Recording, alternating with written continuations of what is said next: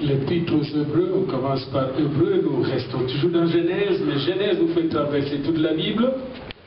C'est ce qui est formidable avec la parole de Dieu. Dans Genèse, nous retrouvons Apocalypse, nous retrouvons Saint Jean, nous retrouvons Matthieu, nous retrouvons tout dans Genèse. Vous êtes dans le livre d'Hébreux, vous avez trouvé Hébreux 11? Oui.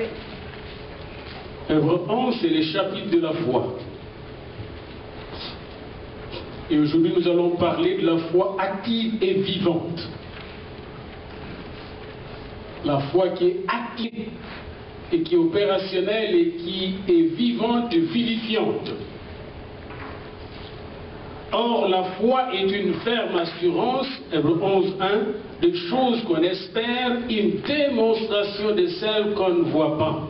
Pour l'avoir possédée, les anciens ont obtenu un témoignage favorable. C'est par la foi que nous reconnaissons que l'univers a été formé par la parole de Dieu, en sorte que ce qu'on voit n'a pas été fait de choses visibles. Et venez avec moi dans Genèse 15, verset 6. Vous avez trouvé Genèse 15, verset 6? Oui. Ok.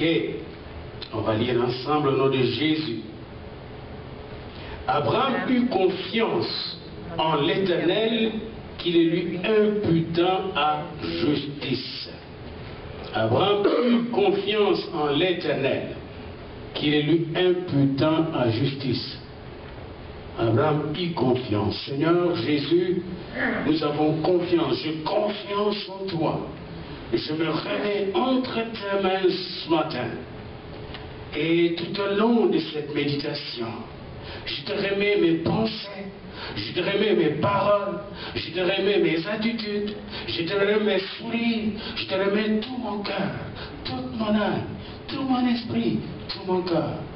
Dirige-moi, Seigneur, et inspire-moi ton nom. Amen. Amen.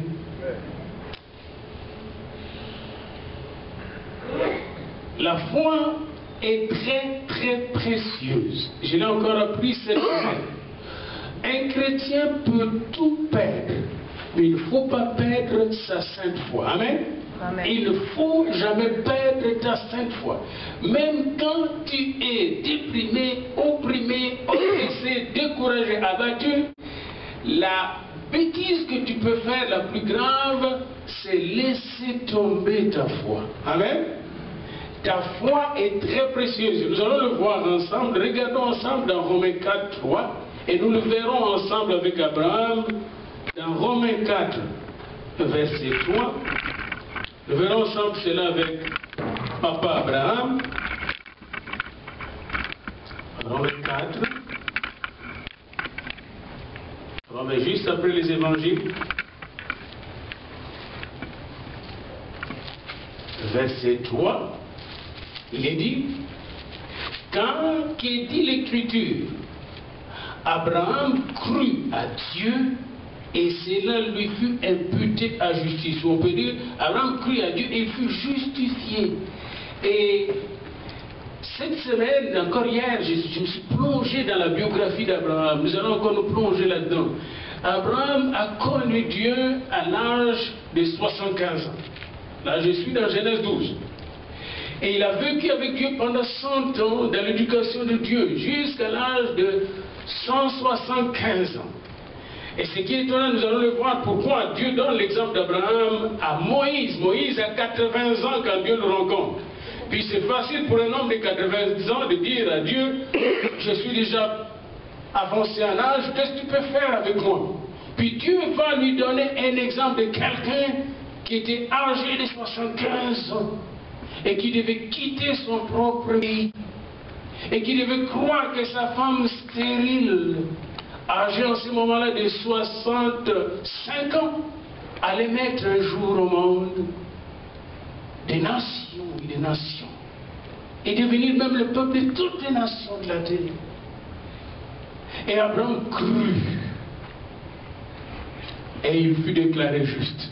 Voyez-vous, Et quand vous regardez Abraham, n'oubliez pas, il vient de la Mésopotamie.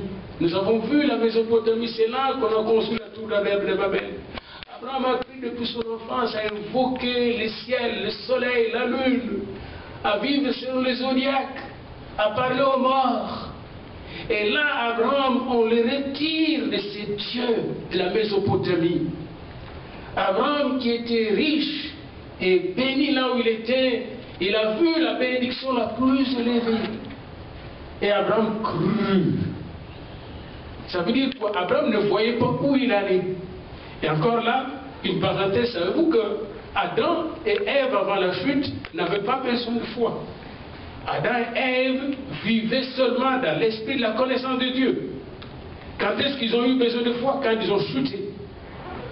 Quand ils ont chuté, ils sont devenus exactement comme nous sommes aujourd'hui. Ils ne marchaient plus selon la connaissance, ils devaient marcher selon la foi. Et alors, Abraham avait besoin de foi pour marcher avec Dieu et conquérir les promesses de Dieu.